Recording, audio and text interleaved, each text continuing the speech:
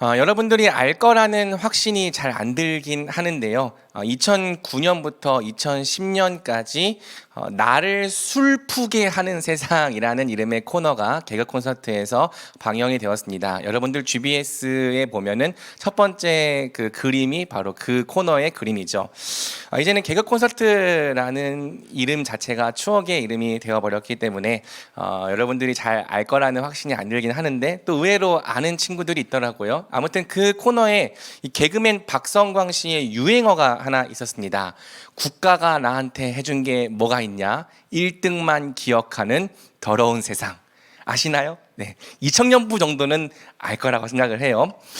이 나를 술푸게, 그러니까 슬프게가 아니라 술푸게 하는 세상이라는 이 제목처럼 컨셉 자체가 술에 만취한 사람들이 경찰서에 끌려와서 주사를 부리는 컨셉이었습니다. 이 코너에서 개그맨 박성광 씨가 술에 만취한 사람 연기를 해가며 외쳤던 유행어가 이거죠. 1등만 기억하는 더러운 세상. 1등만 성공하고 1등만 부자 되고 1등만 땅 사고 1등만 잘 되는 더러운 세상. 당연히 엄청 웃긴 개그였지만 단지 웃기기만 하지는 않았습니다. 웃기면서도 마음 한켠에는 씁쓸함이 올라오는 그런 개그였죠. 이 개그가 단지 웃기기만 할 수 없었던 이유는 우리가 사는 세상이 실제로 그런 세상처럼 보였기 때문이에요. 말로는 1등을 하지 않아도 누구나 다 행복할 수 있다고 말하지만 실제로 우리가 바라볼 때 이 사회는 승자 독식의 무한 경쟁 사회처럼 보여집니다. 경쟁에서 이기지 못한다면 끊임없이 도태되는 사회, 반대로 경쟁에서 이기기만 한다면 모든 기회와 특권을 다 누릴 수 있는 그런 사회 말이죠. 우리는 이런 승자 독식의 무한 경쟁 사회의 원리를 아주 어렸을 때부터 몸으로 익히며 살아왔습니다. 어디서요? 바로 여러분이 다녔던 고등학교를 통해서요. 우리가 치른 시험 결과에 따라서 소고기도 아닌데 등급이 매겨지는 것을 경험했습니다. 또 그렇게 매겨진 등급에 따라서 친구들과 선생님, 부모님의 대우가 은근히 또는 대놓고 달라지는 것도 경험을 했죠. 얼마나 높은 점수를 얻냐에 따라서 갈 수 있는 대학교도 달라진다는 사실을 경험했고요. 어떤 대학을 다니게 되었냐에 따라서 사람들의 인식과 평가도 달라진다는 사실을 경험했습니다. 서연고, 서성한, 중경외시, 건동홍숙, 국숭세단. 제가 말한 이 말의 의미가 무엇인지를 알고 있다면 여러분도 자랑스러운 이 K 입시를 경험한 K 청년들이라고 할 수 있겠죠. 물론 이것도 옛말이고요. 요즘에는 순서가 조금 바뀌었다고 합니다. 문제는 이러한 무한 경쟁이 대학에 가서도 끝나지 않는다는 사실입니다. 오히려 대학 입시는 겨우 시작에 불과했죠. 우리는 대학에 가서도 계속해서 무한 경쟁 시스템에 내몰립니다. 취업을 할 때에도 다녔던 대학과 받았던 성적, 쌓았던 스펙들로 다른 사람들과 경쟁을 해야 하죠. 기업에 들어가서도 마찬가지죠. 들어보니 대기업은요, 정말 작고 세세한 부분까지 점수를 매겨서 인사 고과에 반영을 한다고 해요. 그러니까 다른 사람들을 제치고 상위 몇 프로 안에 들어서 거기까지 올라왔지만 또 그렇게 올라온 사람들과 계속해서 경쟁을 벌여야 하는 구조입니다. 사기업이 아닌 공무원 쪽을 또는 공기업 쪽을 생각하더라도 마찬가지죠. 경쟁은 여전히 존재합니다. 시험에서 합격을 해야 하는 거죠. 사업을 해도 마찬가지고요. 심지어는 저처럼 교회 사역자가 되는 길도 마찬가지입니다. 살아남으려면 경쟁에서 이겨야 합니다. 이기지 못하면 도태되는 것 같이 보이죠. 반면에 경쟁에서 계속 이긴 사람들, 즉 1등을 놓치지 않았던 사람들은 감히 상상도 하지 못할 만큼의 많은 기회와 큰 특권들을 누리는 것처럼 보입니다. 그런 모습들을 볼 때 우리도 이렇게 생각하게 되는 거죠. 1등만 기억하는 더러운 세상. 지난 시간에 우리는 요한복음 4장을 통해서 우상과 참된 예배에 관한 주제로 복음을 살펴보았는데요. 오늘도 우상이라는 측면에서는 그 결이 비슷합니다. 다만 늘 그랬듯이 바라보는 각도가 조금씩 달라지죠. 예수님은 무한 경쟁에 내몰린 우리 현대인들에게 어떻게 구원이 되어 주실까요? 또 1등만 기억하고 1등만 잘 되는 것 같은 이러한 세상에서 복음은 어떻게 우리 인생의 진정한 답이 되어 줄 수 있을까요? 바로 이 질문에 대한 대답을 함께 본문을 통해 살펴보도록 하겠습니다. 자, 유대의 어느 명절날 예수님은 제자들과 함께 예루살렘에 올라가셨습니다. 예루살렘에는 히브리 말로 베데스다라고 하는 작은 못이 하나 있었죠. 이 베데스다라는 이름의 정확한 뜻과 기원은 사실 학자들 간의 논쟁거리이긴 합니다. 다만 전통적으로는 집을 의미하는 베트와 이 은혜를 의미하는 헤세드, 많이 들어봤죠? 이 베트와 헤세드를 합친 단어로서 이 베데스다를 이해해 왔죠. 만약 이 기원이 맞다면 베데스다라는 이름은 은혜의 집, 자비의 집이라는 의미가 됩니다. 뒤에서 보겠지만 이 이름은 사실 굉장히 역설적인 이름이죠. 베데스다 주변에는 행각 5개가 있었고요. 그 안에는 많은 병자들, 맹인들, 다리 저는 사람들, 혈기 마른 사람들이 누워 있었습니다. 왜? 베데스다 못에는 다음과 같은 전설이 하나 있었기 때문이에요. 그 안에 많은 병자, 맹인, 다리 저는 사람, 혈기 마른 사람들이 누워 물의 움직임을 기다리니 이는 천사가 가끔 못에 내려와 물을 움직이게 하는데 움직인 후에 먼저 들어가는 자는 어떤 병에 걸렸든지 낫게 되밀어라. 베데스다 못은 솔로몬의 못이라고 하는 큰 저수지로부터 물을 공급받는 형태의 작은 연못입니다.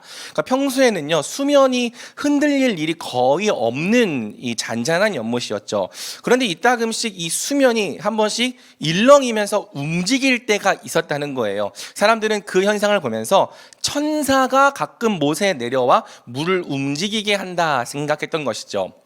당연히 미신일 뿐인 이야기입니다. 그런데 이 미신이 한 가지 소문과 맞물려서 지금처럼 수많은 병자들을 끌어모으는 유명한 전설이 되었습니다. 그 물이 움직였을 때 가장 먼저 들어간 사람은 어떤 병에 걸렸다든지 다 낫는다더라.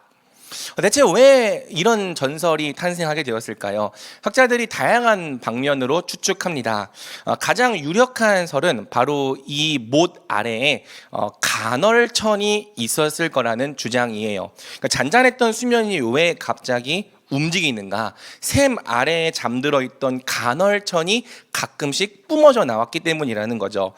간헐천이 뿜어져 나올 때 잔잔하던 수면이 격하게 보글보글하면서 움직이기 시작했고 이 모습을 보면 사람들이 천사가 물을 움직이게 했다 생각을 한 것입니다.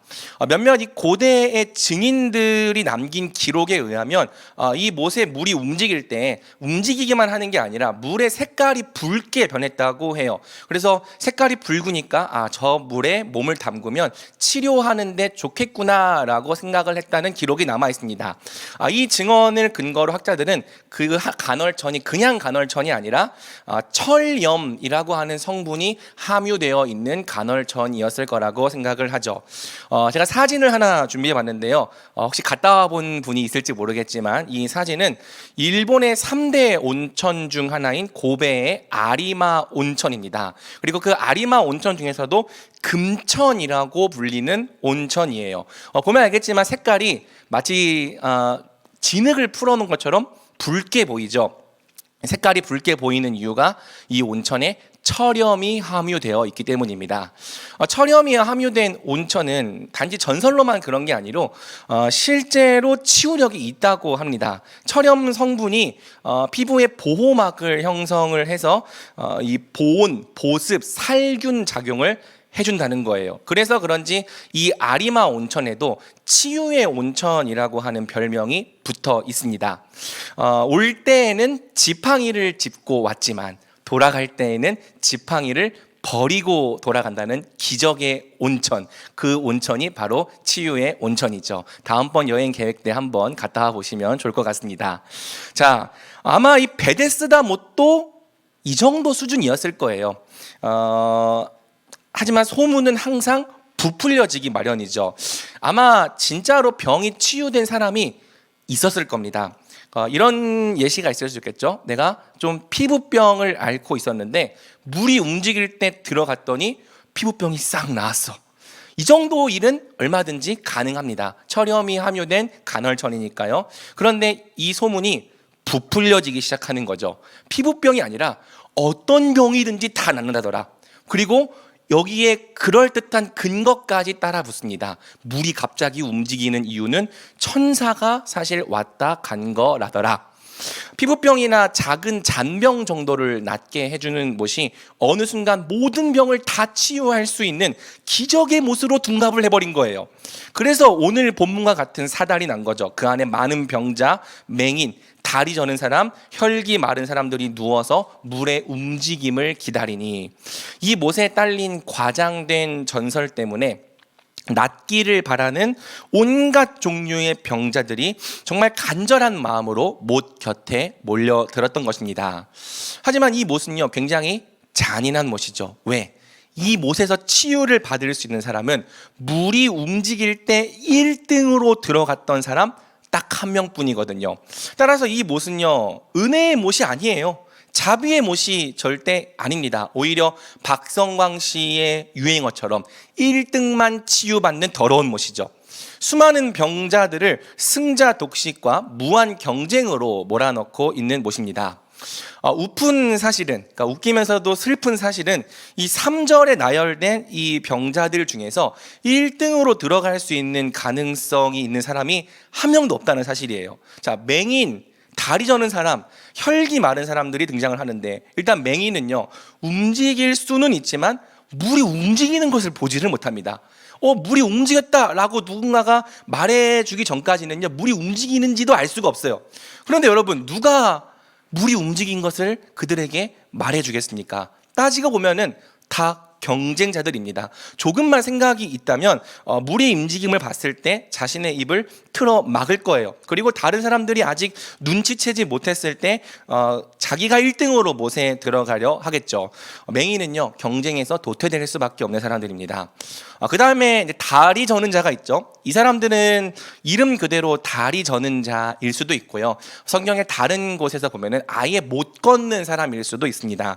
이 사람들은요, 물의 움직임을 볼 수는 있는데 기동력이 없는 사람들이죠. 그러니까 다리를 저는 정도라면 어떻게든 못 가까이 갈 수는 있겠지만, 가는 도중에 다리가 멀쩡한 사람들에게 선수를 빼앗길 수밖에 없는 사람들입니다. 그러다가 누군가가 먼저 달려들어 물에 천명 빠지는 모습을 보면은 아쉬움을 뒤로 한 채로 다시 행각으로 돌아와 다음 차례를 기다려야 했던 사람들인 거죠. 자, 마지막 타자는 혈기 마른 사람인데요, 이 사람들은 가능성이 아예 없는 사람들입니다. 왜? 이 사람들은 중풍병자고요, 움직일 수가 없는 사람들이에요. 여러분, 그러면 대체 어떤 사람들이 그 물에 들어갈 수 있었을까요? 말 그대로 가벼운 피부병이나 감기 정도 걸린 사람들이 1등으로 들어갔을 것입니다. 그러니까 물의 움직임을 보았을 때 전속력으로 달려가 물에 첨벙 뛰어들 수 있는 사람들, 즉 이런 형태의 경쟁에서 1등을 차지하기에 유리한 사람들만 물에 들어갈 수 있었을 거라고요. 그리고 가벼운 피부병이나 감기 정도에 걸려 있었다면 실제로 병이 나았을 확률이 굉장히 높죠. 왜? 이 못은 철염이 함유된 좋은 이 간헐천이니까요. 그렇다면요, 이 못에 딸린 전설이 점점 더 신빙성을 가지게 되는 거예요. 와, 이 못에 1등으로 들어가기만 하면 진짜로 병이 낫는구나.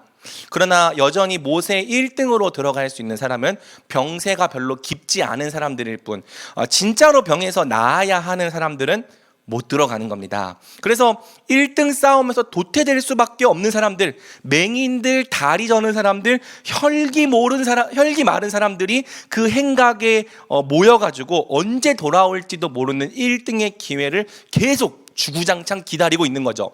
그리고 나중에 온 사람들이 새치기를 해가지고 못에 먼저 들어가는 모습을 볼 때 자신들의 신세와 처지를 한탄할 수밖에 없는 상황을 본문은 보여주고 있는 것입니다. 여러분, 이게 바로 베데스다 못의 진상입니다.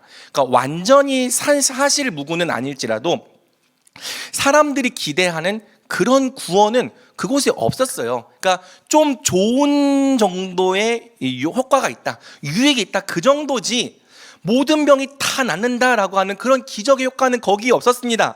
그런데도 사람들은요, 바로 그곳에 내가 기대하는 그 구원이 있을 거라고 믿고 구름대 같이 몰려든 거죠. 베데스다의 구원은 허상이었습니다. 그런데도 누가 이곳에서 병이 나았다라는 도시 전설이 오늘도 수많은 병자들을 무한 경쟁에 내몰고 있었던 거죠. 사랑하는 여러분, 놀라운 것은요, 오늘 우리가 살아가는 이 세상도 이 베데스다 못과 그렇게 다르지 않다는 사실입니다. 서론에서 말한 것처럼 우리가 살아가는 이 세상도 경쟁에서 승리한 몇몇 소수만이 기회와 특권을 독점하는 것 같은 구조로 되어 있죠. 그러다 보니 우리도 살면서 1등이 된 사람들이 누렸다는 이 도시 전설들을 굉장히 많이 들었습니다. 특히 가장 우리가 어렸을 때부터 귀에 따갑게 들어왔던 전설이 뭡니까? 명문대와 관련된 전설이죠. 물론 요즘에는 이제 이게 좀 바뀌었다고 하는데, 어쨌든 저도 어렸을 때부터 들었어요. 명문대를 간 것과 가지 못한 것의 차이가 인생에서 두고두고 나타나더라. 요즘 오늘날에는 사실 서울대를 나와도 취업이 잘 안 된다고 하니까요. 이게 사실 이제 거의 죽은 도시 전설이긴 한데, 그럼에도 불구하고 이러한 도시 전설들이 여전히 어린 학생들에게 굉장히 큰 영향력을 발휘하고 있고, 그래서 시험 기간이 되면 또 많은 사람들이 보이지가 않죠. 제가 학생 때는 더더욱 그랬습니다. 교실마다 진짜 농담이 아니라 별의별 구호가 다 붙어 있었습니다. 지금 자면 꿈을 꾸지만 지금 공부하면 꿈을 이룬다. 행복은 성적순이 아닐지라도 성공은 성적순이다. 개같이 공부해서 정승같이 놀자. 눈이 감기는가? 그럼 미래를 향한 눈도 감긴다. 이 모든 표현들이 사실은요, 어떤 뜻이냐면 명문대에 구원이 있다는 뜻입니다. 거기에 니들이 원하는 구원이 있어. 저는 남고였기 때문에 이런 표어를 칠판에 걸어놓고 공부했죠. 지금 1시간 더 공부하면 결혼할 아내의 얼굴이 바뀐다. 저는 지금 제 아내의 얼굴에 굉장히 만족하며 살고 있습니다. 하지만 실제로 제 나이대의 수험생은 60만 명 정도였고요. 여러분 지금 훨씬 적죠? 아무튼 저 때는 60만 명이었는데 인서울 대학 정원이 7만 5천 명이었기 때문에 인서울을 할 수 있는 사람은 전체 수험생의 12%밖에 되지 않았습니다. 그 중에서도 스카이는 대학 정원이 10,000명 정도였기 때문에 오직 1.6%만 들어갈 수 있는 좁은 길이었죠. 그런데도 우리는요, 워낙 어렸을 때부터 스카이에 우리 인생의 구원이 있다고 배워왔기 때문에 어떻게 해서든지 그 1.6% 안에 들어보려고 아등바등했던 거예요. 한 번 해서 안 된다면 2번, 3번을 도전해서라도 스카이라고 하는 그 좁은 물 안에 1등으로 들어가 보려 했던 거죠. 그런데 여러분, 이 구원의 길에는요, 크게 2가지 정도의 문제가 있습니다. 첫 번째는 정말 스카이와 인서울 대학교에 구원이 있냐는 거예요. 물론 도시 전설들은 많습니다. 스카이 출신의 누가 어떤 대기업의 스카웃을 받아서 지금은 연봉 몇 억을 받으며 엄청 얼굴이 예쁜 와이프랑 결혼해서 애 2 낳고 행복하게 산다더라. 그런 일이 있을 수 있죠.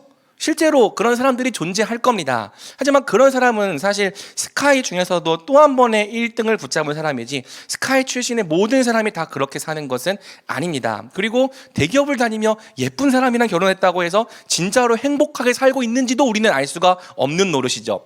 아이러니하지만 서울에서 가장 우울증 환자가 많은 동네가 강남 3구라고 불리우는 강남구, 서초구, 송파구라고 합니다. 뭘 말해주는 거냐면요, 물질이 행복과 항상 정비례하지 않는다는 거예요. 우리는 물질이 많으면 걱정 없이 구원과 행복을 누릴 거라고 생각하지만 실제로는 대한민국 상위 1%, 돈을 가장 많이 갖고 있는 사람들이 가장 많이 우울증에 시달리며 살아가고 있습니다. 또 막상 스카이에 들어간 학생들도요, 여러분들과 거의 똑같은 고민을 하며 살아가고 있어요. 어떻게 하냐고요? 제가 담당했던 청년들 중에 많았거든요. 똑같이 취업을 걱정하고 있고요, 인생의 진로를 고민하고 있었습니다. 그리고 매일 술을 마시며 방황하는 청년들도 있고요. 뭐 술 마셔도 되는 건 아니지만 어쨌든 교회를 안 다니니까 그냥 방황하는 친구들도 있고요. 또 심지어 손을 대면 안 되는 이 일들에까지 손을 대가지고 인생을 망가뜨리는 경우도 굉장히 많이 있었죠. 그러니까 명문대에 가면요, 좋은 점이 있어요. 절대 없지 않습니다. 더 나은 환경에서 공부할 수 있고요, 퀄리티 있게 공부할 수 있고 얻을 수 있는 기회도 많죠. 그러니까 거기에는 구원이 있는 게 아니라 그냥 좋은 기회, 좀 더 좋은 것이 있는 거예요. 그러니까 여러분, 그것을 얻기 위해서 도전하는 건 잘못된 게 아닙니다. 여러 번 도전하는 것도 할 수 있는 일이죠. 죄가 아니에요. 그런데 만약에 우리가 그곳에 우리 인생을 구원할 수 있는 모든 것이 다 달려 있다고 믿는다면, 여러분도 사실상 오늘 본문의 이 병자와 조금도 다르지가 않은 것이죠. 허상을 붙잡고 있는 거예요. 막상 거기에 가봐도 기대했던 구원이 없을 것입니다. 그저 수많은 도시 전설들로 부풀려진 허상만이 있을 뿐이죠. 자, 두 번째는요, 우리에게 그런 대학교에 들어갈 능력이 정말 있냐는 거예요. 오해하지 마십시오. 여러분들에게 그런 능력이 없다는 뜻이 아니고요, 우리의 능력이라고 하는 게 단지 공부라고 하는 하나의 척도로만 재단될 수가 없다는 뜻입니다. 사실 공부는 하나님께서 주신 수많은 은사와 재능 중에 한 부분에 불과하죠. 공부에 재능이 있다면 좋겠지만 현실적으로 모든 사람이 다 공부를 잘할 수는 없는 노릇입니다. 물론 이렇게 말하는 사람들도 있겠죠. 에이, 공부 못하는 사람들은 다 노력이 부족해서 그런 거지, 어떻게 그게 재능 탓입니까? 다른 일들은 몰라도 공부만큼은 공평합니다. 공부는 노력만 한다면 누구나 다 잘할 수 있는 거라고요. 그렇게 생각하는, 지금 고개를 끄덕이는 사람 봤어요, 제가. 그렇게 생각하는 사람들이 분명히 있을 겁니다. 아마 이렇게 말하는 사람들은요, 학창 시절에 공부 좀 했던 사람들일 겁니다. 노력의 능력을 부정하는 것은 아닙니다. 오히려 노력으로 이룰 수 있는 영역이 우리의 생각보다 훨씬 많다는 것을 저도 잘 알고 있습니다. 여러분들이 인정할지 모르겠지만 저도 나름대로는 노력파입니다. 어떤 일이든지 노력해보지 않았던 영역이 없을 정도죠.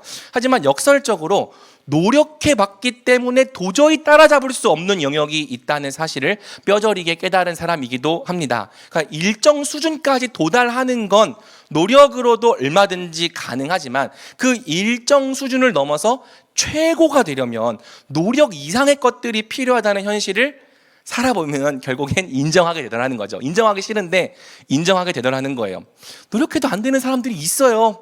그런데 그것이 그 사람들의 무능력을 말해주는 것은 아닙니다. 공부에서는 두각을 나타내지 못했을지라도요, 다른 영역에서는 얼마든지 그 사람만의 고유한 능력을 잘 발휘할 수 있겠죠. 예컨대 항상 긍정적인 에너지와 밝은 태도를 가진 것도 어떤 팀을 성공적으로 이끌 수 있는 굉장히 가치 있는 능력이라고 할 수 있잖아요. 그런데 그저 경쟁의 방식이 공부 하나뿐이라면 이렇게 좋은 능력을 가진 사람들이 전부 무능력한 사람으로 평가받는 거죠. 그러니까 다른 부분에서는 충분히 좋은 능력을 가지고 있음에도 불구하고 공부라는 경쟁에서는 1등이 될 수가 없기 때문에 절망하는 거예요. 나는 쓸모없는 사람이야, 스스로를 평가절하하는 거죠. 맹인과 다리 저는 자와 혈기 마른 자는 죽었다 깨어나도 이 못에 1등으로 들어갈 수가 없었던 것처럼 구원이 오직 이 방법, 이 길에만 있다고 믿게 된다면요, 그 부분에서는 별로 경쟁력이 없는 사람들이 오로지 그 경쟁에만 매달리면서 도태되고 절망하는 안타까운 일들이 계속 벌어진다는 것입니다.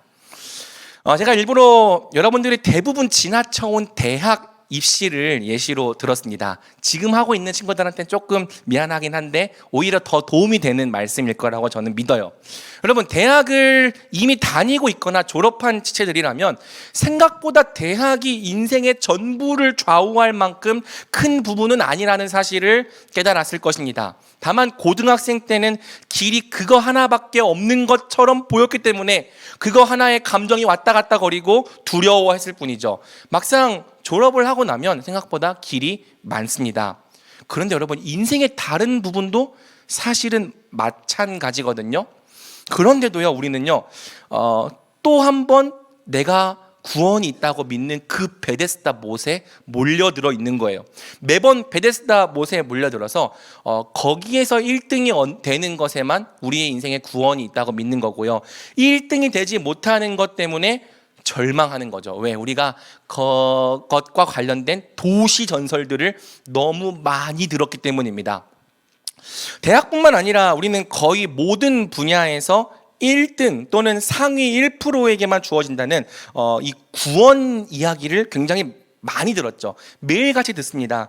대학교에 가서도 매번 수석을 차지했던 사람이 학교에서 어떤 대우를 받았는지, 각종 대회에서 1등을 휩쓸었던 사람이 얼마나 높은 연봉으로 대기업의 스카웃을 받았는지, 또 취업한 다음에도 1등을 계속 놓치지 않았던 사람이 얼마나 초고속으로 승진을 했는지 듣게 되는 이야기들이 있어요. 분야가 예체능이라면 이보다 더한 이야기를 듣죠. 그 예체능이야말로 상위 1%와 그렇지 못한 사람들의 차이가 극과 극으로 나타나는 분야 아닙니까? 주목받는 1%는 그야말로 스타의 삶을 누리지만 그 1%에 들지 못하는 사람은 이 일을 계속할 수 있을지를 사실은 고민하며 계속 살아야 되는 거죠. 여러분의 분야만 그런 게 아니고요, 제가 몸담은 교계도 마찬가지입니다. 이 분야에 있다 보면 이 정말 대형 교회라고 하는 아주 큰 교회, 물론 좋은 교회들이 많지만 그런 교회에 청빈된 목사가 얼마나 많은 특권을 누리며 살아가게 되는지를 보게 됩니다. 대형 교회가 아니더라도요, 설교를 잘해서 유명해진 목사님들, 사역의 성공으로 유명해진 목사님들, 어떤 책을 내서 유명해진 사람들이 얼마나 많은 주목을 받게 되는지 보게 되는 것이 있고 듣게 되는 것들이 있습니다. 반면 1%에 들어가지 못하는 많은 목사님들이 대부분 이름도 빛도 없이 맡겨진 자리에서 사역을 하며 살아가죠. 그러니까 이런 이야기들을 자꾸 들으면요, 우리가 어떤 생각을 갖게 됩니까? 1등과 1%가 되는 것에만 구원이 있다고 믿게 되는 거예요. 어떻게든지 그 1등과 1%에 들어보려고 아등바등하며 살아가게 되는 거고요. 그렇게 노력하고 또 노력했는데 1등과 1%에 들어가지 못했다면 우리는 절망하는 거죠. 거기에 들어간 사람들과 들어가지 못한 우리 자신을 비교하면서 좌절하고 열등감에 시달리게 되는 겁니다. 여기에 오늘날에는 SNS가 또 굉장히 큰 한몫을 하고 있죠. 이제 우리는 1등과 1%에 해당하는 사람들이 얼마나 승승장구하며 살아가는지를 실시간으로 보며 살 수 있게 되었습니다. SNS를 통해서 셀럽들의 삶을 끊임없이 탐닉하면서 그들이 누리고 있는 삶과 구원을 부러워하게 되었고요, 그들만큼 살지 못하는 우리 인생을 굉장히 자책하게 되었습니다. 박탈감에 시달리게 되어 있죠.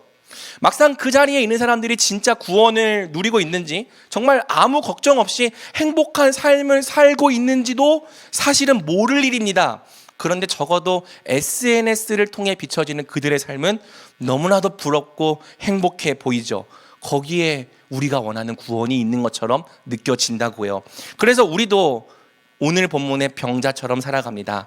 베데스다 못처럼 실제로 그 자리에 있는지 없는지도 모르는 허상 같은 구원을 좇아 살아가게 됩니다. 그리고 아무리 노력하고 또 노력해도 거기에 다다를 수 없음을 깨달을 때 우리는 오늘도 절망하죠.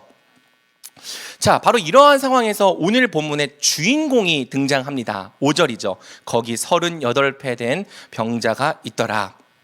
자, 베데스다 못에서 1등을 노리는 수많은 경쟁자 중에서 38배 된 병자가 한 명 있었습니다. 그가 누워 있었다라고 하는 기록을 보았을 때 이 사람은 혈기 마른 자, 중풍병자였음을 알 수가 있죠.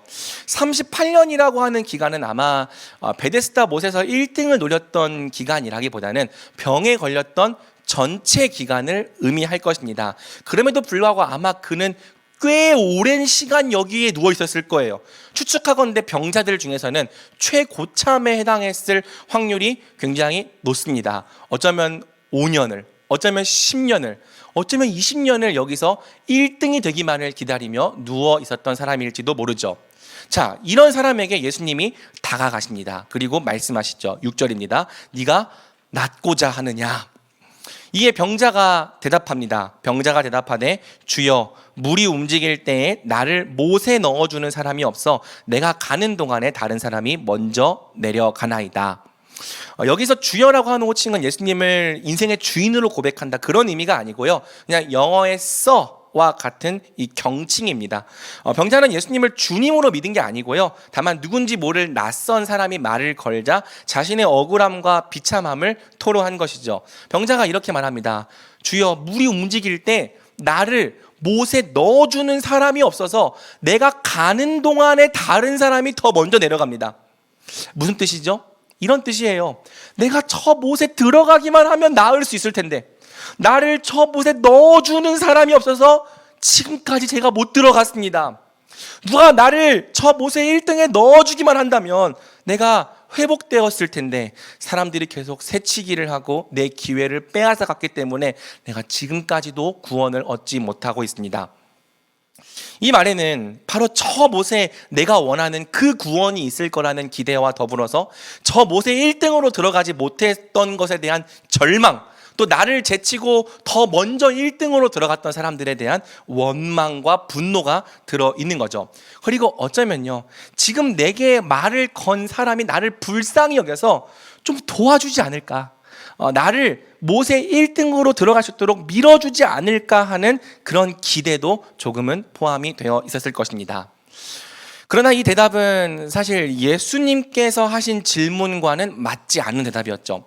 예수님이 어떻게 물으셨습니까? 네가 낫고자 하느냐? 그러면 어떻게 대답해야 맞는 거죠? 일반적인 대답은 네, 낫기를 원합니다. 그리고 여러분, 만약 이 질문을 하신 분이 어떤 분이신지를 병자가 혹 알았더라면 병자는 이렇게 대답했을 거예요. 네, 낫기를 원합니다. 저를 고쳐주세요. 왜? 예수님은 그저 병자를 물에 넣어주시는 정도가 아니라 병 자체를 고쳐주실 수 있는 분이거든요. 그렇다면 예수님께서 물으셨을 때 네, 제가 낫기를 원합니다. 저를 고쳐주십시오 라고 대답해야 옳은 겁니다. 하지만 병자는 예수님이 누구신지를 전혀 모르죠. 자기 앞에 계신 분이 누구신지를, 무엇을 하실 수 있는 분인지를 전혀 알지 못했습니다. 그러니 모든 병을 고쳐주시고 진짜 구원을 주실 수 있는 전능의 주 앞에서 고작 나를 물에 1등으로 들어갈 수 있도록 좀 밀어주시면 안 되겠습니까? 정도를 간구하고 있는 것입니다. 사랑하는 여러분, 과연 병자가 간구하는 것이 오늘 우리와 상관이 없는 일일까요? 우리도 이 예수님께 병자처럼 간구할 때가 사실은 많지 않습니까? 우리는 예수님께 무엇을 간구합니까? 혹 우리가 구하는 것도 따지고 보면 이 병자처럼 우리를 베데스다 못에 1등으로 넣어달라는 거 아니냐고요. 지금 내게 주어진 경쟁 속에서 이기게 해주시기를 간구하고 있는 게 바로 우리의 모습 아니냐는 것입니다. 여러분, 만약 여러분들이 예수님께 그렇게 기도를 하고 있다면 예수님은 여러분에게 구원자가 아니고요, 구원을 얻도록 도와주시는 조력자에 불과한 분입니다. 왜? 여러분들이 원하는 구원은 예수님께 있는 것이 아니라 저기 저 베데스다 못에 1등으로 들어가는 것에 있거든요. 이 경쟁에서 1등을 하고 상위 1%가 되는 것에 있거든요. 그렇다면 예수님은 단지 내가 거기에 1등으로 들어갈 수 있도록 도와주시는 조력자지 내가 필요한 구원을 나에게 직접 주시는 분은 아닐 수 있다는 거예요. 그런데 여러분, 의외로요, 많은 사람들이 예수님을 이렇게 믿고 이렇게 사용합니다. 내가 원하는 대학에 들어가기 위하여, 내가 원하는 직장에 취업하기 위하여 예수님을 사용합니다. 내가 원하는 시험에 합격하고 내가 원하는 기회를 붙잡기 위하여, 즉 경쟁에서 승리하기 위하여 예수님을 사용합니다. 그분께 예배를 드리는 이유도, 그분께 찬양을 드리는 이유도, 그분께 기도하는 이유도 사실은 모두 이것입니다. 당신이 원하는 것을 내가 드릴 테니 당신도 나를 도우라는 거예요. 내가 베데스다 못에 1등으로 들어갈 수 있도록 나를 밀어달라는 것입니다. 여러분, 이러한 양태의 신앙을 우리는 기복주의라고 부릅니다. 기복주의에 있어서 제일 중요한 특징이 뭐냐면요, 예수님이 우리 인생의 목적이 아니라는 거예요. 기복주의의 목적은 항상 복입니다. 경쟁에서 승리하는 겁니다. 예수님은 그 복을 얻도록 도와주시는 수단, 그 이상 그 이하도 아닙니다. 그래서 여러분, 기복주의적 신앙을 가진 사람들은요, 내가 원하는 그 복을 얻지 못했을 때 예수님께 분노하는 거예요. 아니 예수님, 내가 당신에게 이렇게 헌신하지 않았습니까? 당신을 위해서 예배도 드렸고 당신을 위해서 기도도 했는데, 심지어 없는 시간 떼어서 교회 사역에 헌신까지 했는데 어떻게 당신이 나한테 이러실 수가 있습니까? 여러분, 만약 예수님이 떡이고 다른 모든 것들은 부스러기였다면 이렇게까지 예수님께 분노하거나 원망하는 마음이 들지는 않았을 것입니다. 왜? 혹 부스러기들은 얻지 못했을지라도 여전히 우리에게는 예수님이라고 하는 참 떡이 있으니까요. 그런데 기복주의적 신앙을 가진 사람들에게 예수님은 떡이 아닌 거죠. 예수님은 부스러기예요. 그들에게 떡은 항상 복입니다. 눈앞의 경쟁에서 승리를 얻는 것입니다. 그래서 그들은요, 자기들이 원했던 떡을 얻지 못했을 때 마치 임금이 체불된 노동자처럼 예수님께 나아가서 따지는 거예요. 내가 당신을 위해 드린 시간과 헌신이 얼만데 어떻게 당신이 나한테 이러실 수가 있냐? 여러분, 오해하지 마세요. 눈앞의 여러 일들 가운데 예수님께 도와달라고 구하는 거가 잘못되었다는 뜻이 아닙니다. 오히려 구해야 돼요. 구하지 않는 것보다 구하는 쪽이 훨씬 낫습니다. 시험에 합격하기를 기도해야 하는 거고요.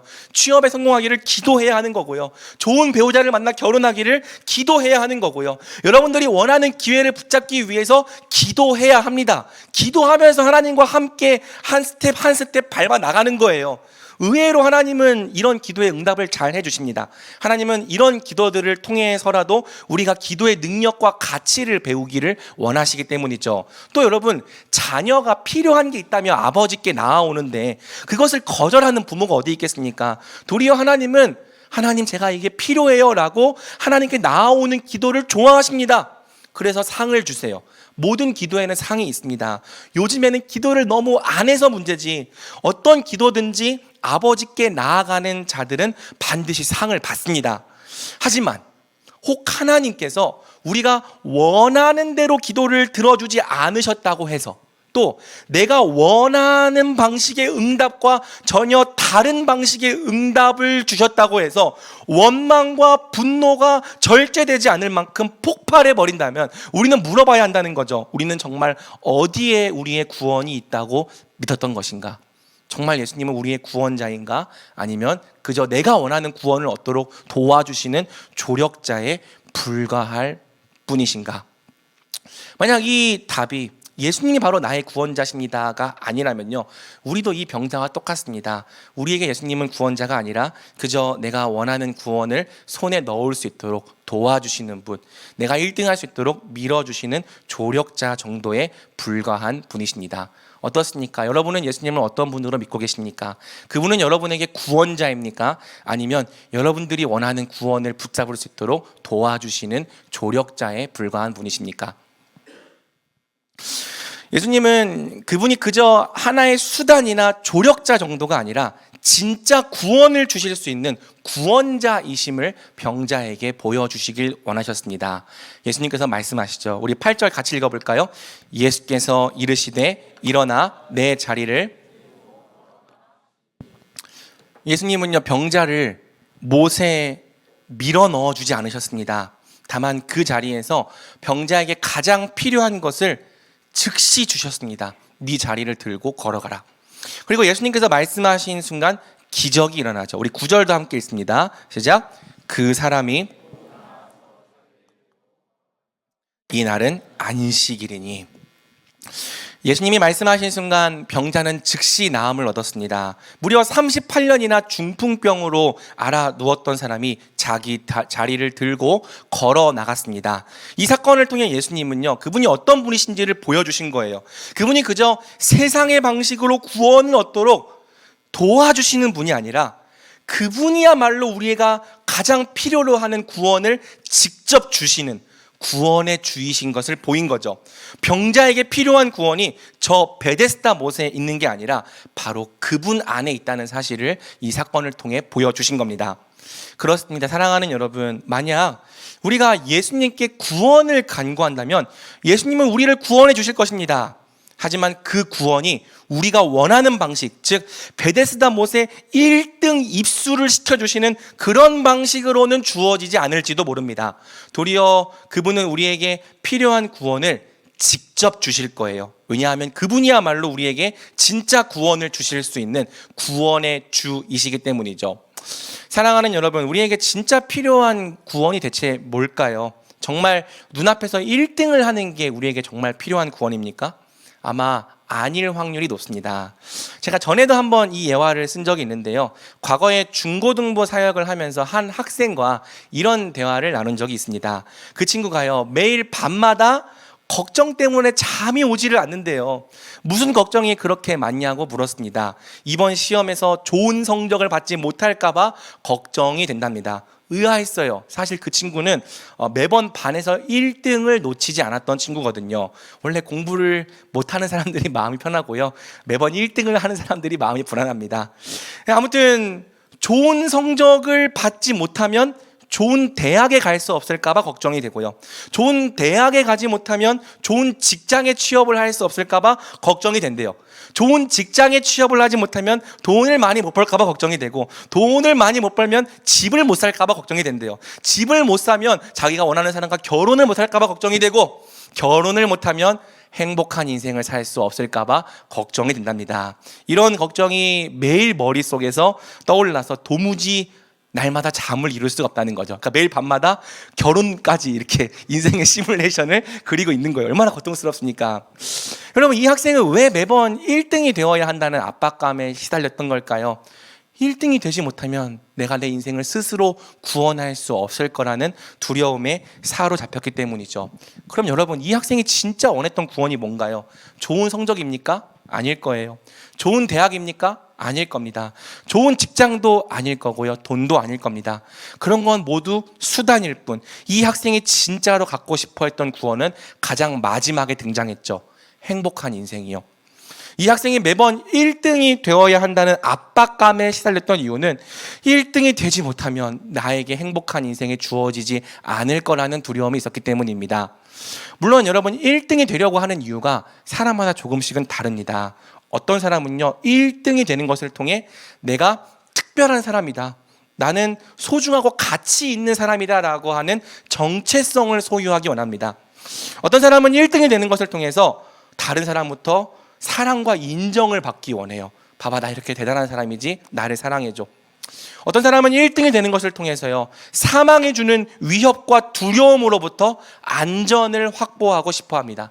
어떤 사람은 1등이 되는 것을 통해서 돈이나 환경의 제약을 받지 않고 자유롭게 내가 하고 싶은 것 다 하면서 살게 되기를 원해요. 그러나 이 모든 이유를 하나로 통합하면은 결국 아까 그 학생이 말한 거랑 같습니다. 행복이죠. 추구하는 방법은 각각 다르지만 결국엔 다 행복해지기를 원하고 있는 거예요. 그리고 오늘 본문은 행복보다 조금 더 정확한 단어를 사용합니다. 9절은 말하죠. 이날은 안식일이니. 우리가 구하고 있는 것은 사실상 안식입니다. 우리는 1등이 되는 것을 통해 안식을 얻기를 원하고 있는 거예요.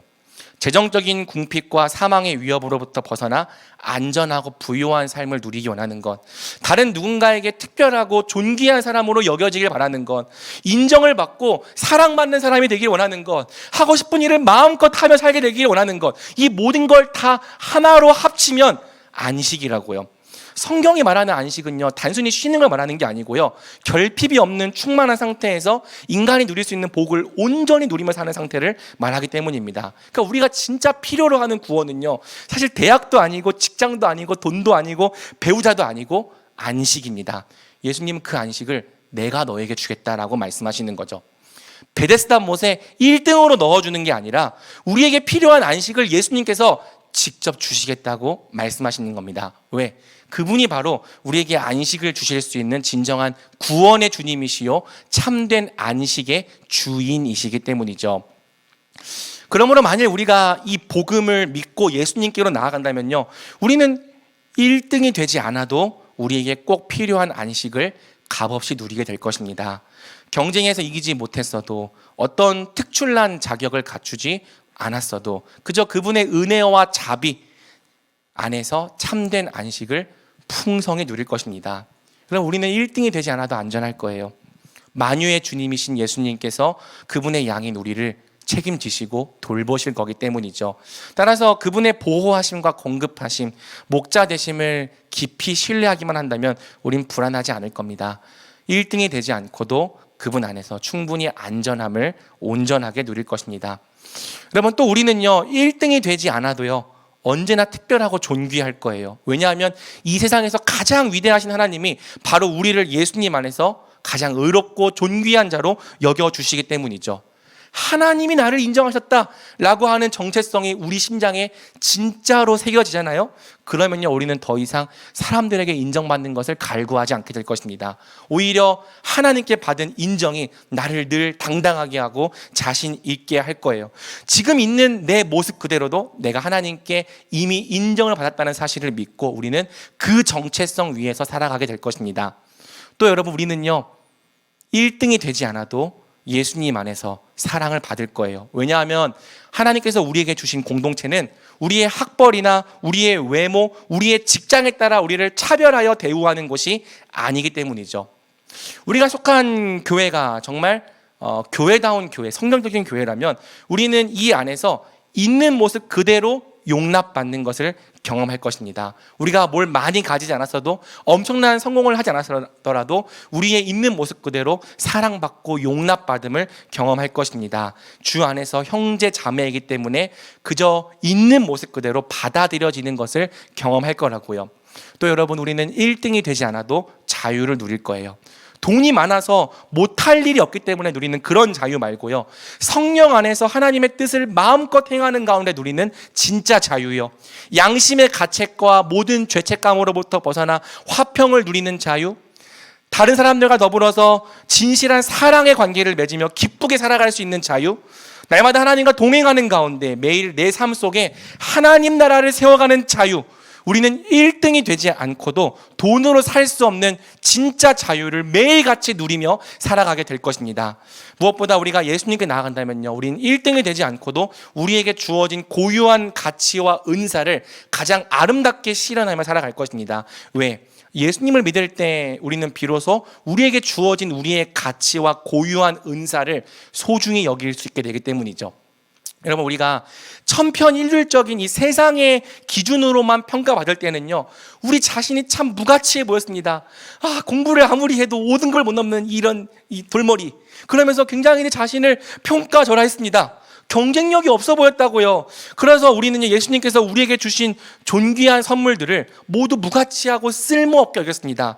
그러나 우리가 하나님이 우리와 함께 계신 것을 믿고 우리에게 이미 주신 것들을 소중히 여기게 될 때, 당당하게 여기게 될 때, 비로소 우리에게 주신 고유한 가치가 찬란하게 빛나는 거죠. 그렇게 될 때 우리는요, 세상이 말하지 않는 방식, 세상은 생각하지도 못했던 독특한 방식으로 우리만의 고유한 가치를 아름답게 실현하며 살아가게 되는 거예요. 핵심은 이것입니다. 여러분이 어떤 안식을 구했든지 그 모든 안식이 예수님 안에 있습니다. 그리고 예수님은요, 참 은혜롭게도 1등을 하지 않았어도 우리에게 그 안식을 주십니다. 그러므로 누구든지 예수님을 믿고 예수님께로 나아오는 자는 1등이 되어야만 내 인생을 구원할 수 있다는 압박감으로부터 벗어날 수 있습니다. 지금 있는 모습 그대로 안식을 누릴 수 있습니다. 그럼 말씀을 마치기 전에 제 부끄러웠던 과거를 좀 나누어 보려고 합니다. 제가 복음을 나누다 보니까 조금 간증들이 매번 설교에 섞여 있는데 그냥 들어주세요. 사실은 제가 바로 이 베데스다 못의 병자와 같았습니다. 부끄럽지만 바로 제가 1등이 되는 것에만 제 인생의 구원과 안식이 있다고 믿었던 사람이죠. 몇 번 나누었지만 저는 20대 때 부모님의 도움을 전혀 받지 못하는 상태로 혼자 모든 것을 책임져야 하는 시간을 보냈고요. 그래서 굉장히 이 영적으로 어두운 시간, 힘든 시간을 보냈습니다. 다른 것은 괜찮았는데 대학 등록금이 문제였죠. 등록금을 해결하기 위해서 제가 선택한 방법은 매학기 전액 장학금을 노리는 거였어요. 1등에게만 주어진다는 그 전액 장학금 말입니다. 여러분, 공부를 해보신 분들은 알겠지만 80점에서 90점을 맞는 것보다 90점에서 100점을 맞는 게 2배, 3배는 공부가 더 많이 필요합니다. 똑같이 10점을 놀리는 일이지만 90점에서 100점이 되려면 공부량을 정말 몇 배는 늘려야 하는 거죠. 저는 20대 초반에 수석을 차지하기 위하여 정말 밤이 새도록 공부했습니다. 왜? 수석을 놓친다면 다음 학기에 학교를 못 다닌다는 공포가 제 안에 있었기 때문이죠. 알바를 하면서 성적을 망치면 그 다음 길이 없었을 것 같았습니다. 학자금 대출도요, 웬만하면 줄이고 싶고요. 그래서 가난하고 백도 없는 내가 내 인생을 구원하려면 수석을 계속 차지해서 전액 장학금으로 학교를 다닌 다음에 대기업에 가는 것만이 내 인생의 구원이야. 그렇게 믿으며 살았죠. 진짜 한 시간도 놀지 않고 날마다 밤이 새도록 공부했고요. 한 과목이라도 A풀이 나오지 않는다면 수석을 놓칠지도 모른다는 공포에 떨었죠. 그렇게 무리를 하다 보니까요, 몸이 아플 때가 굉장히 많았습니다. 몸만 아픈 것이 아니라 두려움과 공황, 우울증을 달고 살았습니다. 안타까운 것은 이러한 우상을 사실은 신학생이 된 이후로도요, 거의 버리지 못하고 살았다는 사실이에요. 그때는 이제 막 결혼을 하고 자녀를 낳았던 때이기 때문에 더더욱 그랬습니다. 책임질 것들이 많아졌는데 저에겐 돈이 없으니까요. 그래서 저는요, 신학생이 된 이후로 정말 광적으로 공부에 매진했습니다. 특히 신대원 1학년생 때는요, 하루에 4-5시간 이상을 자본 적이 없습니다. 왜? 이 공부에 제 목회 인생이 달려있다고 믿었거든요. 저는 가진 것도 없고 부모님도 예수님을 안 믿고 장로백도 없고 목사백도 없는데 탁월한 실력마저 갖추지 못한다면 결국 아무도 알아주지 않는 목사가 되고 목회도 잘 못하는 무명의 목사로 끝날 게 너무나도 두려웠습니다. 그래서요, 광적으로 공부했습니다. 그때 한창 아내가 첫 아이를 임신해서 가장 힘들어하고 있었는데요, 공부를 해야 한다는 이유로 도와주지 않았어요. 아내가 정말 힘들어서 도와달라고 애원을 할 때 제가 뭐라고 말했는지 아십니까? 내가 지금 이거 공부 못해서 실력을 못 쌓고 탁월한 목사가 못 되면 당신이 책임질 거야? 그때 이혼을 했다는 게 참 다행이라고 생각을 하고요. 여러분, 저에 대해서 항상 갖지 마세요. 진짜 전도사 시절에 아내랑 세계 대전을 몇 차례나 치렀습니다. 오늘 설교를 또 아내가 들으면 내 얘기 좀 그만하라고 혼낼 것 같은데 뭐 사실이니까 어쩔 수가 없죠. 아무튼 그렇게 해서 얻어낸 결과가 1학년 2학기 때 받았던 전 과목 A+입니다. 제가 바로 전설의 평점 4.5를 찍어본 사람입니다. 그런데 여러분, 그 사실이요, 지금은 하나도 자랑스럽지 않아요. 왜? 그 점수는 제가 제 아내와 아이를 버리고 얻어낸 점수거든요. 그리고 여러분, 한번 1등이 되어보니까요, 미친 듯이 두려웠습니다. 계속 1등을 지켜야 했거든요. 1등을 지켜야지만 내 인생에 구원이 있을 거라고 믿었거든요. 그러니까요, 더더욱 무리하게 공부를 하는 거예요. 몸이 아프고 번아웃이 올 때가 굉장히 많았습니다. 한 학기에도 몇 번이나 병원에 가서 링거 주사를 맞고 와야 했을 정도죠. 아내와의 관계는 나빠지고 1등이 되지 못할 것 같다는 공포는 더더욱 커져갔습니다. 결국 감당할 수 없는 수준이 되었을 때 저는 폭삭 주저앉아 버렸습니다. 여러분, 감당할 수 없는 짐에 깔려서 한번 주저앉아 보는 것도 은혜예요. 깔려서 주저앉아 보지 않으면 우리는 계속해서 그 길을 억지로라도 갈 거거든요. 주저앉았던 바로 그곳에서 제가 붙잡고 있었던 우상이 드러난 거죠. 회개했어요. 그리고 내가 1등이 되어야지만 내 인생을 구원할 수 있을 거라고 믿었던 이 모든 잘못된 우상을 하나님 앞에 내려놓았습니다. 항복했어요. 1등이 되는 것도, 사역의 성공을 이루는 것도, 주목받는 탁월한 사역자가 되는 것도 포기했습니다. 그것이 그저 그럴듯한 말로 잘 포장된 우상이었음을 인정했습니다. 그런데 여러분, 진짜 신기한 게 뭔지 알아요? 그때야 비로소 제 마음이 자유를 얻었다는 거예요. 1등을 내려놓지 못할 때에는 얼마나 마음이 힘들었는지, 1등을 해야지만 내가 내 인생을 구원할 수 있을 거라고 믿었을 때에는 얼마나 하루하루가 고통스럽고 힘들었는지, 그러나 1등이 되기를 포기하고 예수님, 제 인생을 책임져 주십시오, 예수님, 저의 인생을 돌봐주십시오, 그분께 나아갔을 때 그때 얼마나 기쁘고 진짜 안식을 얻던지. 1등이 되지 않아도, 누구나 다 알아주는 탁월한 사역자가 되지 않아도 하나님은 나를 사랑해 주시고 또 저와 함께 해 주실 것을 비로소 믿게 되었습니다. 그 뒤로 저는 한 번도 1등을 하지 않았어요. 못했어요. 그리고 1등을 하려 하지도 않았습니다. 그리고요, 1등이 되기 위한 공부보다는 어떻게 하면 영혼들을 더 잘 섬길 수 있을까, 그거를 공부했습니다. 제가 성장반에서 가르쳤던 내용들이 대부분 그때 그 이후로 공부한 내용들이고 그걸 여러분들에게 가르쳤던 거예요. 저는 1등을 하지 못했는데요, 하나님은 저희 가정의 학비와 생활비를 매번 채워주셨습니다. 탁월한 사역자가 되지 못했는데 제가 가는 모든 사역지마다 참 부족한 모습 그대로 사랑받게 하셨습니다. 지금 여러분들처럼요. 앞으로도 저는 제가 이렇게 존경하는 몇몇 탁월한 그런 목회자가 될 가능성이 별로 없어 보입니다. 그분들만큼 할 자신이 없어요. 같은 길에 서 보니까 얼마나 많은 격차가 나는지 보이거든요. 하지만 괜찮아요. 제가 그런 탁월한 목사가 되지 못한다 할지라도 하나님께서 저의 목회를 책임져 주시고 저와 제 가정을 돌봐주실 것을 믿기 때문이죠. 또 제가 남들이 다 주목할 만큼 탁월하고 뛰어난 사역자가 되지 않을지라도 하나님께서 저와 함께 서로 사랑하며 살아갈 영혼들을 붙여주실 거라고 이제는 믿기 때문입니다.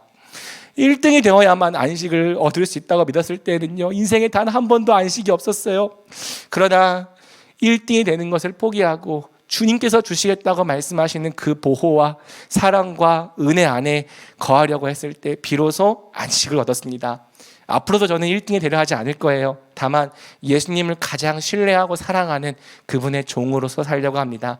그것이 저라는 사람에게 가장 알맞는 분수고요. 제가 유일하게 안식을 누릴 수 있는 자리이기 때문이죠. 말씀을 맺겠습니다. 오늘 말씀은 솔직히 와닿는 사람도 있고 와닿지 않는 사람도 있었을 거라고 생각을 해요. 누구나 다 1등이 되어야 한다는 압박감에 시달리는 것은 아니니까요. 하지만 만약 여러분 중에서도요, 저처럼 1등이 되어야만 여러분의 인생을 구원할 수 있을 것 같다는 그런 두려움과 공포에 매여 사는 사람들이 있었다면, 그래서 안식을 잃고 살아가는 시들이 있었다면 여러분 괜찮습니다. 오늘 본문을 통해 주시는 예수님의 초청을 받아들이십시오. 여러분은 1등이 되지 않아도 구원받을 수 있습니다. 여러분은 1등이 되지 않아도 안전할 수 있습니다. 여러분은 1등이 되지 않아도 주 안에서 이미 특별합니다. 여러분은 1등이 되지 않아도 있는 모습 그대로 사랑받을 수 있습니다. 1등이 되지 않아도 여러분은 지금 주님 안에서 그분이 주시는 안식을 풍성하게 누릴 수 있습니다. 왜? 우리가 믿는 예수님이 안식의 주인이신 구원의 주님이시기 때문이죠. 그러니 1등이 되어야 한다는 압박감으로부터 벗어나십시오. 내 인생을 내가 스스로 구원해야 한다는 모든 걱정과 근심, 공포로부터도 자유하십시오. 다만 예수님이 오늘 주시겠다고 약속하시는 이 안식을, 구원을 받아들이십시오. 그러면 여러분은 마음의 쉼을 얻게 될 것입니다. 진정한 베데스다, 은혜의 집은 우리 예수님 한 분뿐입니다. 오직 예수님만이 우리에게 구원과 안식을 값없이 주십니다. 그러니 1등이 되어야 한다는 무거운 짐을 다 내려놓고 예수님께로 나아오시길 바랍니다. 우리 예수님 말씀하십니다. 수고하고 무거운 짐진 자들아 다 내게로 오라. 내가 너희를 쉬게 하리라. 아멘. 바라기는 우리 청년부 모두가 참된 베데스다, 예수님 안에서 구원과 안식을 날마다 풍성히 누리며 살아가는 자들 되기를 우리 주님의 이름으로 간절히 축복합니다. 아멘.